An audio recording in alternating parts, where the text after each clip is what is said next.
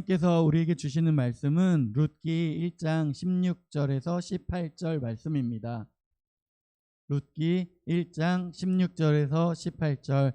전사님 가지고 있는 성경책 구약성경 402쪽, 구약성경 402쪽, 룻기 1장 16절에서 18절 말씀입니다.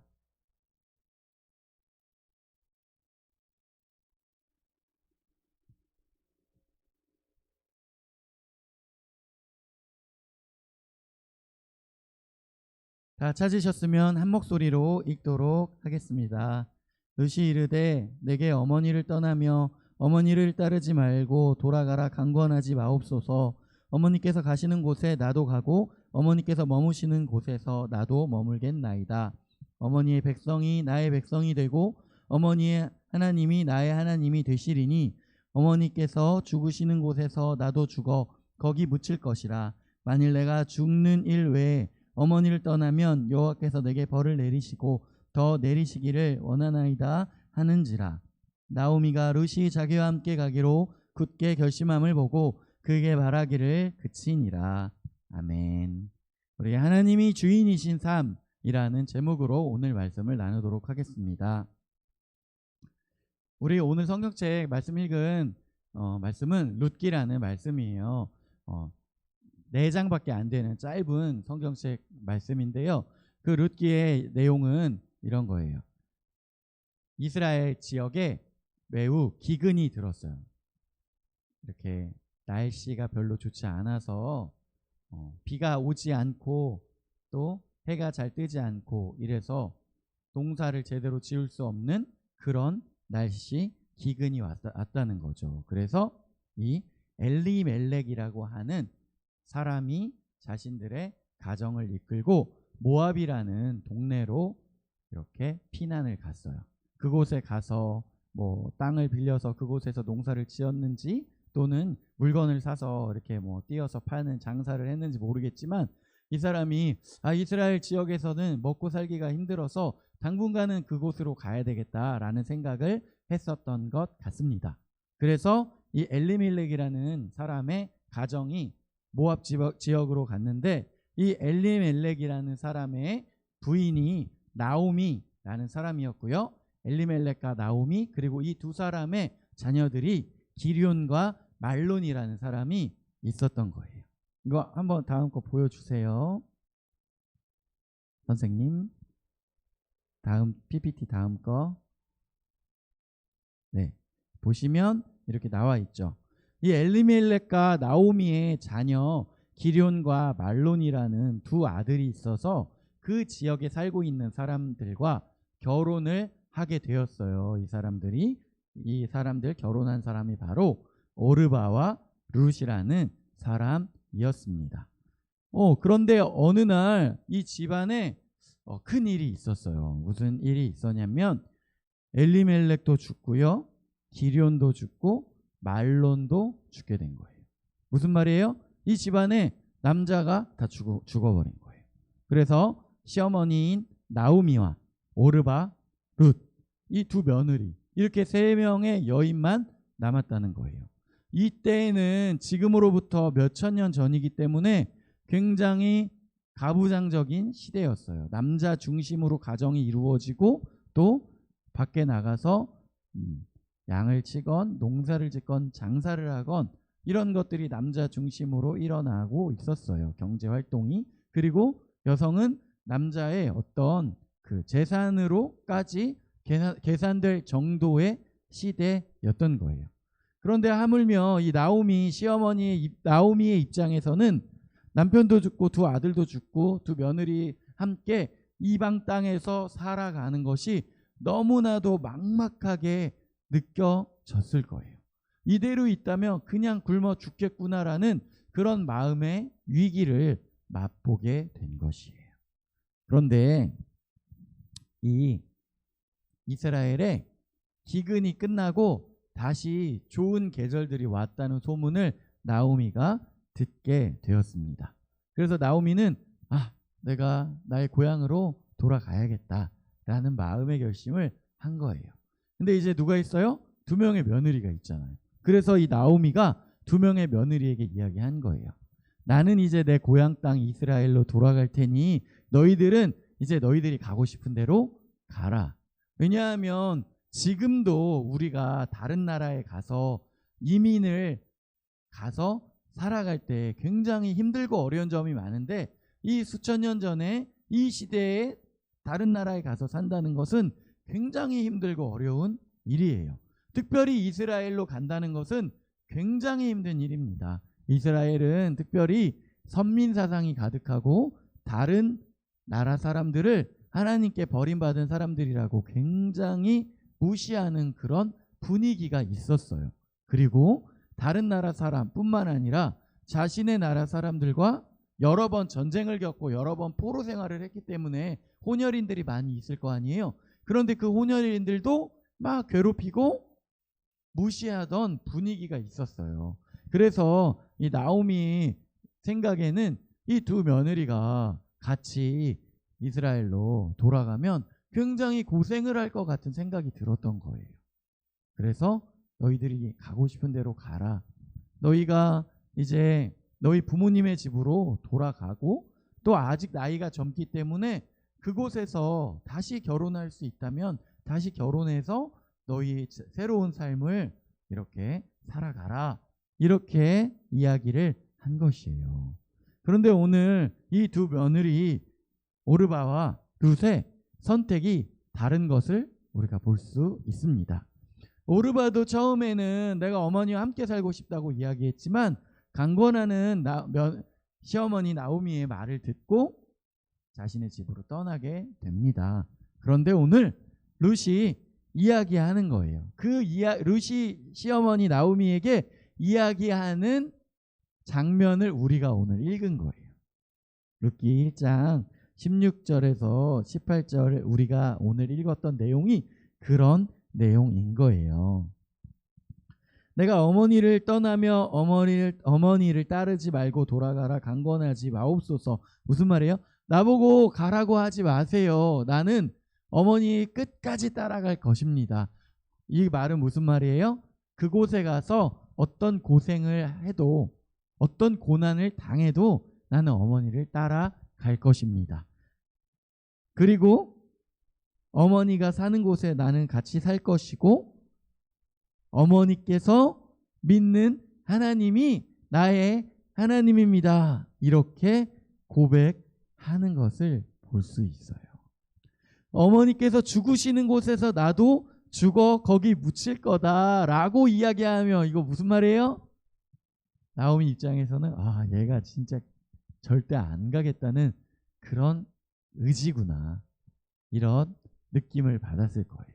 그래서 오늘 이 나오미와 며느리 룻, 이 두 사람이 이제 고향으로 돌아가는 것입니다. 돌아갔어요. 그런데 이 엘리멜렉이라는 죽은 나오미의 남편이 그 좀 이스라엘에서 이름 꽤나 날렸었던 사람인가 봐요. 그러니까 이렇게 외국으로도 갔다 오고 이랬겠죠? 유명한 사람이었나 봐요. 나오미가 돌아오자 그 지역에 굉장히 많은 사람들이 궁금해하고 나오미에게 찾아갔다고 이야기해요. 와, 나오미 외국 가서 살다가 돌아왔다며? 어떻게 잘 지냈어? 너 큰 부자가 돼서 돌아왔니? 이렇게 물어보는 거예요. 그런데 나오미는 지금 어떤 입장이에요? 남편 죽고 두 아들이 죽고 돌아오게 되었어요. 나오미는 굉장히 이스라엘에서 수치를 당하는 입장이었어요. 우리 친구들도 겪어봤는지 모르겠지만 교회를 다니다 보면 아름아름 거기 안에서 연애도 하고 이러잖아요. 잘 모르겠죠? 그러다가 연애할 때는 네가 저 오빠랑 사귄다고? 네가 저 언니랑 사귄다고? 진짜? 저렇게 예쁜 언니랑 네가 사귄다고? 하면서 으쓱해질 때도 있지만 이게 또 막 3개월, 6개월, 1년 또 막 오래 가지 못하고 또 누가 찾네, 와네, 헤어지고 이런 상황에서 와서 물어보면 어때요? 야, 네가 진짜 그 잘생기고 멋진 찬양 인도도하는 오빠랑 사귀었었다 그랬잖아. 지금도 잘 만나고 있어? 이렇게 물어보면 어떻게 돼요? 아니. 우리는 헤어진 지 벌써. 그래, 그런 줄 알았어. 그 오빠 다른 이쁜 여자애랑 저기 안양역에 엔터식스에서 스타벅스에서 커피 마시는 거 내가 봤거든. 이렇게 되면 어떻게 돼요? 야, 너 그거 봤는데 그러면 나한테 왜 물어보는 거야? 2번 죽이는 거잖아. 수치를 당하는 것이죠. 창피한 거예요. 아니야, 창피하지 않아. 살면서 헤어질 수도 있고 또 앞으로 또 더 좋은 사람 만날 수도 있고 창피한 건 아니에요. 그렇다고 인생 끝나는 것도 아니죠. 그런데 좀 창피할 수 있어. 내가 느낄 때. 마치 그런 거예요. 나오미는 굉장히 이 상황이 수치스러운 상황이었어요. 그냥 외국 가가지고 남편 죽고 두 아들 죽어서 조용히 오려고 했는데 막 사람들이 몰려들어서 물어보는 거예요. 나오미 잘 지냈어? 큰 부자 됐어? 어떻게 된 거야? 이렇게 막 물어보는 거예요. 그래서 다음 장면을 보여주시면 나오미의 이름이 원래 감미로운 이라는 뜻이래요. 그런데 오늘 나오미가 스스로 나를 나오미라고 부르지 마라. 나를 마라라고 불러달라고 이야기해요. 무슨 뜻이냐면 괴로움, 쓰라림이라는 뜻이에요. 내가 고통받았다고, 내가 고난받았다고, 나를 더 이상 감미롭다라는 뜻의 나오미라고 부르지 말라고 이야기를 합니다. 나오미는 굉장히 고통스러웠어요. 그럼 어떻게 해요? 보통 우리가 이렇게 힘든 일을 겪으면 막 돌아다녀요? 아니면 집안에서 조용히 있어요? 보통은 집안에서 조용히 있죠. 나오미도 그랬던 것 같아요. 근데 어떻게 해요? 먹고 살아야 되잖아요. 그러니까 우리 며느리 룻이 나가서 어머니가 먹을 것을 구해와야 하는데 어때요? 여인이 그 당시에 그런 경제활동을 해서 돈을 벌기는 정말 힘들었고요. 특별히 이방인인 룻은 더욱더 힘들었어요. 근데 그때 당시에 어떠한 풍습들이 있었냐면 하나님께서 이 12민족에게 우리 레위인 빼고 11민족에게 땅을 분배해 주시고 그 땅에서 이렇게 농사 짓고 이러면서 살게 해주셨는데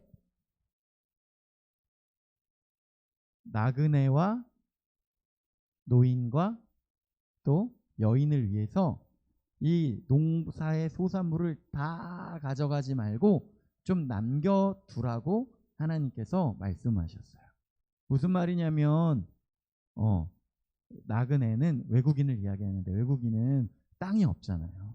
그리고 노인과 여인도 노동력이 없잖아요.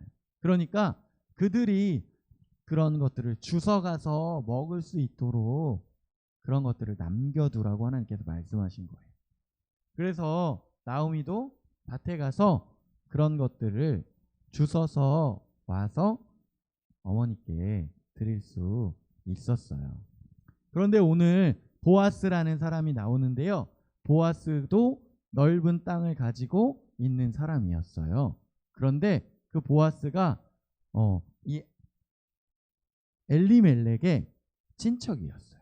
그래서 나의 친척 엘리멜렉의 부인 나오미와 그 며느리가 다시 이 땅에 돌아왔다고 그 소문을 들어서 알고 있었고요.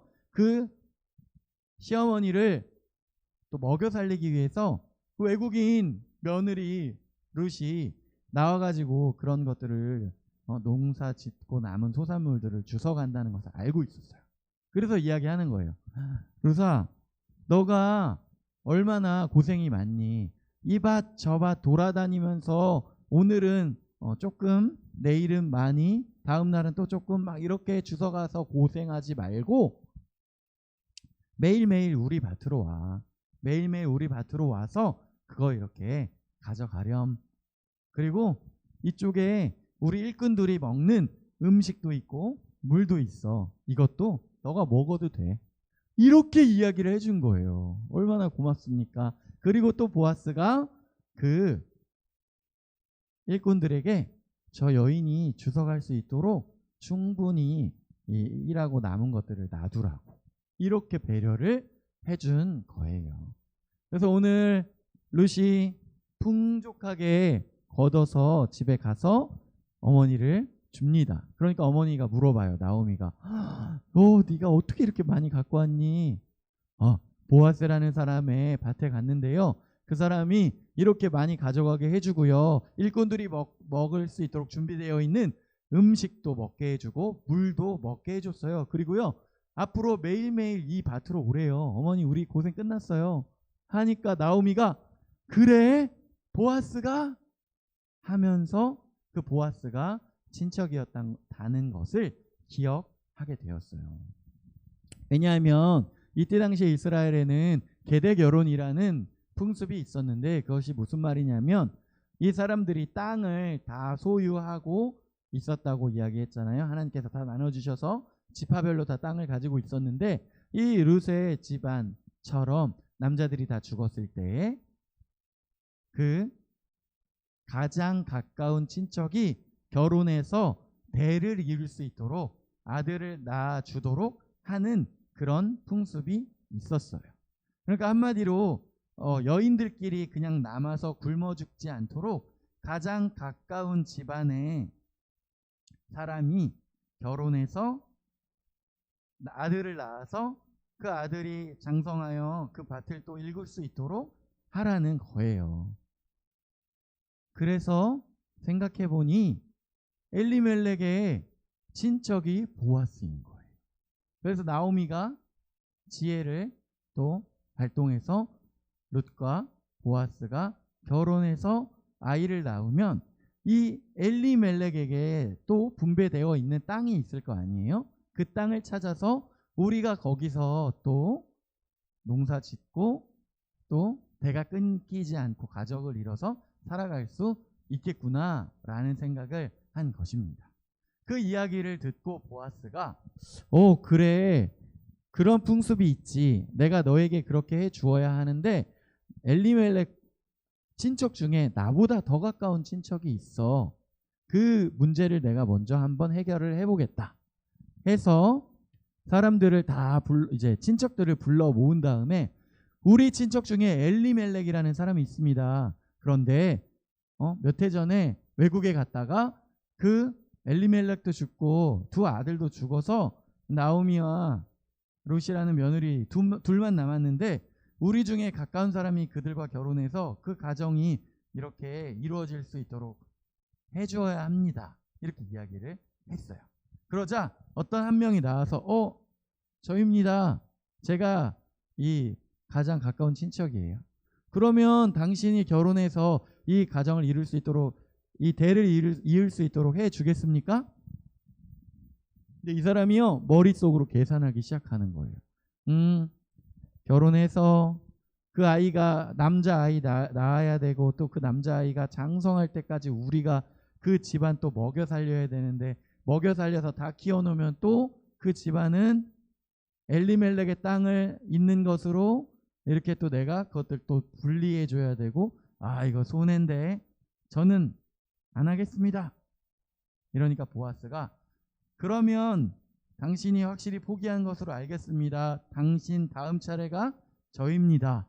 해서 보아스가 룻과 결혼을 하게 되고 두 명에서 태어난 아이를 나오미가 이제 키우면서 엘리멜렉의 그 집안이 계속해서 이어지게 된 것이에요. 그러면서 내가 마음이 아프고 슬펐는데 하나님께서 이것들을 다시 회복시키셨다고 고백을 하게 되어지는 것입니다. 그러면서 놀라운 것은요. 다음 장면 한번 보시면 이게 계보인데요. 보아스가 룻과 결혼해서 아이를 낳았잖아요. 그래서 오벳이 되고요. 오벳의 자녀가 이새이고 이새의 자녀가 우리가 그렇게 잘 알고 있는 다윗 왕이었던 거예요. 그래서 이 계보가 어디까지 이어져요? 예수님의 계보까지 이어지는 거예요. 이 수천 년 전에 천대받고 괴롭힘 당하던 외국인 여인이 다윗의 그리고 예수님의 계보를 잇는 이 족보에 이름이 들어가게 되는 크나큰 영광, 크나큰 은혜를 누리게 된다는 것입니다.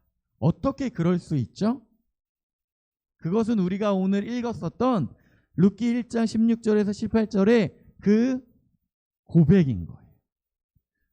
나는 어머니를 끝까지 따를 것이고 어머니의 하나님이 나의 하나님이 될 것입니다 라고 고백했었던 그 여인의 그 고백을 하나님께서 들으시고 잊지 않으셨다는 거예요.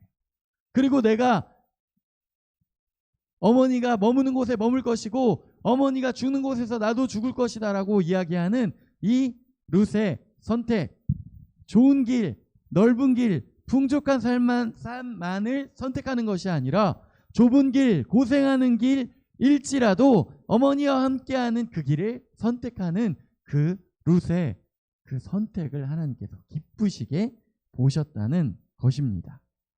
다음 장면을 보여주시면, 그래서 우리가 때로는 손해보는 선택도 할 줄 알아야 한다는 거예요. 우리는 어릴 때부터 하나님 믿고 살아가면서 하나님이 나를 지켜주신다, 인도해 주신다 라고 믿고 배우고 살아갑니다. 맞죠? 맞아요. 그런데 때로는 우리의 삶 가운데 손해보는 것 같은 일시적인 상황이 우리를 찾아와요. 그럴 때 우리는 손해보는 것 같지만 올바른 선택을 해야 할 때가 있는 것입니다. 그랬을 때 하나님께서 우리의 인생을 최종적으로 이렇게 룻의 인생처럼 승리의 인생으로 이끄신다는 거예요. 우리는 하나님의 택하신 백성으로 빛과 소금의 역할을 감당하며 살아가야 되는데, 우리가 이 세상을 살아가며 많은 사람들을 만나다 보면 많은 사람들이 교회 다니는 사람들로 인해 받은 상처 너무 많이 있어요. 무례한 행동, 무례한 말.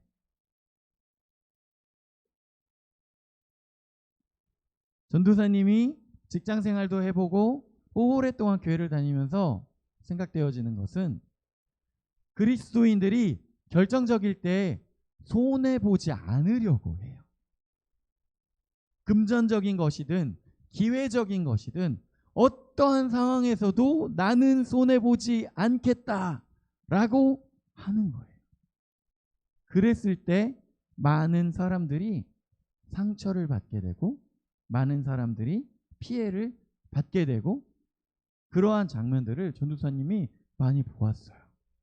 우리가 하나님이 우리를 택하시고 인도하여 주시는 존귀한 자녀들이지만, 그렇다고 해서 우리가 인생 살면서 모든 것에서 손해보지 않고 모든 것에서 좋은 것, 풍족하게 누리는 삶만 선택하면 그것이 때로는 다른 사람들에게 상처를 입히기도 한다는 것입니다. 전도사님 최근에 어떤 기사를 봤냐면, 어떤 연예인들, 여자 연예인들, 배우나 가수나 이런 사람들이 친한 사람들끼리 모여가지고 7명 정도가 같이 성경 공부를 하고 또 하나님을 찬양하는 그런 아주 좋은 모임이 있다고 소개하는 기사를 봤어요. 그리고 또 연예인들 중에서 대여섯 명이 또 모여가지고 자신네들끼리 부동산 정보를 공유하면서 건물들을 매입하고 또 그것들을 보수해서 비싼 값에 팔고, 이런 정보들을 주고받는 모임이 또 이렇게 있다는 거예요. 6명이. 근데 이런 것들을 왜 문제가 되냐면, 정직하게 일하고 돈 벌어서 아파트를 사거나 건물을 사서 그 아파트나 건물의 가격이 올라가는 것을 전도사님이 나쁘다고 이야기하는 것이 아니에요. 몇 번 지금 그런 추적 60분이나 이런 PD 수첩 같은 데 나왔는데 연예인들이 특별히 자기들의 이름값을 통하여 은행에서 자기는 건물값의 50%도 안 되는 10% 20%밖에 돈이 없는데 과도하게 대출을 받아서 그 대출을 금과 자신의 조금 있었던 돈 가지고 건물을 사서 자신의 이름값 때문에 건물값이 단기간에 확 오르니까 그것들 그냥 팔아버려서 불로소득을 이렇게 얻는 일들이 굉장히 많이 있다는 거예요. 연예인들이 그렇게 한다는 거예요. 전사님 다시 한번 이야기하자면 본인이 정직하게 일해서 가지고 있는 돈으로 아파트나 건물을 사서 그것이 자연스럽게 가격이 올라서 보는 이득을 비판하는 것이 아니에요. 본인이 돈이 한참 모자른데 자신의 이름을 가지고 과도한 대출을 받아서 순식간에 가격을 올려서 팔아버리는 그런 기획 부동산을 이 연예인들이 서로 정보를 주고받으면서 그런 일들을 했다는 거예요. 그런데 여기서 놀라운 사실은요, 방금 이야기했었던 성경 공부하면서 같이 하나님 찬양하는 이 착하고 예쁜 배우들과 서로 정보 나누면서 기획 부동산 일을 이렇게 하는 그 연예인들 그룹과 이 그룹에 둘 다 속하는 사람이 있다는 거예요.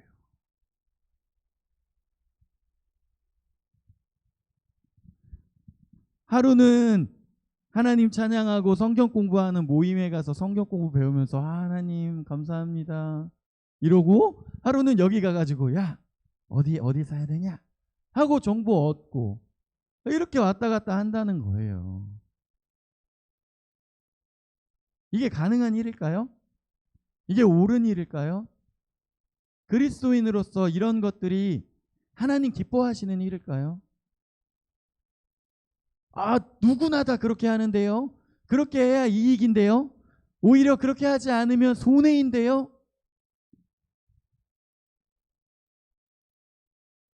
그것이 약간의 불법적이고 편법적이며 그것이 옳지 않은 일이라는 것을 세상에서는 다 알고 있습니다.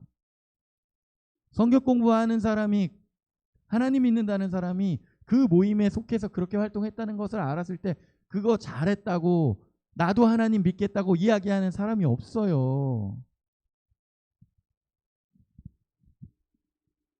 우리는 때로는 당장 내 눈앞에 이익을 보지 못하더라도, 때로는 손해볼지라도 하나님께서 원하시는 삶, 하나님께서 옳다고 이야기하시는 삶을 선택할 수도 있어야 하는 것입니다. 손해 절대 안 보려고 하면서 머리 막 굴리면서 막 모든 것을 계산하며 모든 것을 이익 보는 삶을 선택한다면 그 사람의 삶은 첫 번째 며느리 오르바의 삶이 되지 않을까 생각을 해봅니다. 내가 때로는 손해볼지언정 하나님 기뻐하시는 삶을 선택하겠다고 이야기하며 내가 재수하더라도 고3 때 다른 친구들 다 학원 갔을 때에도 나는 이 예배 시간을 지키겠습니다 라고 하는 그러한 마음 가지고 하나님께 나아오는 사람, 재수하면서도 예배의 자리를 지키겠다고 선택하는 그런 사람, 어머니의 하나님이 나의 하나님이고 내가 그 하나님을 믿겠습니다라고 선포하고 고백했었던 이 룻의 고백, 우리의 삶에 그러한 고백이 있길 바랍니다. 우리의 삶에 당장은 손해볼 것 같은 이방 땅까지 가가지고 늙은 어머니 먹여 살려야 되는 그 고생길 선택했을 때 하나님께서는 그를 보아스라는 좋은 사람 만나서 결혼하게 하시고 이 다윗과 예수님의 족보에까지 올라가는 큰 영광을 누리게 하셨던 것처럼 결국에는 우리를 인도하여 주시고 결국에는 우리를 하나님의 나라에서 영원히 찬양하며 하나님과 동행하는 삶을 살게 하실 그 기쁨의 선택, 그 놀라운 선택을 우리 친구들이 기쁨으로 선택하기를 원합니다. 기도하도록 하겠습니다.